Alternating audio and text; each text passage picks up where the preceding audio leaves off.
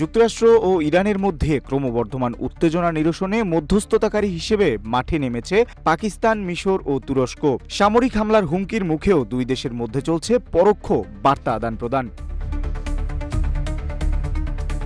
Hormuz প্রণালী বন্ধ এবং জ্বালানি অবকাঠামোয় হামলার পাল্টাপাল্টি হুমকিতে মধ্যপ্রাচ্যের পরিস্থিতি এখন তুঙ্গে। মার্কিন সংবাদ মাধ্যম অ্যাক্সিওস জানিয়েছে, ইরানকে দেওয়া ৪৮ ঘণ্টার আল্টিমেটাম শেষে মার্কিন প্রেসিডেন্ট ডোনাল্ড ট্রাম্প জানিয়েছেন, আপাতত সামরিক হামলার পরিকল্পনা স্থগিত রাখা হয়েছে।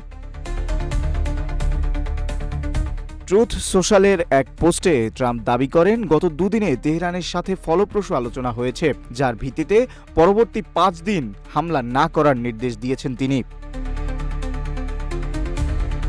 তবে ইরানের পররাষ্ট্র মন্ত্রণালয় সরাসরি আলোচনার দাবি নাকচ করে দিয়েছে। তাদের মতে, ওয়াশিংটন মূলত জ্বালানির মূল্যবৃদ্ধি ঠেকাতে এবং সামরিক প্রস্তুতির সময় পেতেই এমন কৌশল নিয়েছে। এদিকে পাকিস্তান, মিশর ও তুরস্কের পররাষ্ট্রমন্ত্রীরা হরমুজ প্রণালী সচল করতে হোয়াইট হাউসের প্রতিনিধি স্টিভ উইটকফ এবং পাকিস্তানের আব্বাস আরাকচির সাথে নিবিড় আলোচনা চালিয়ে যাচ্ছেন।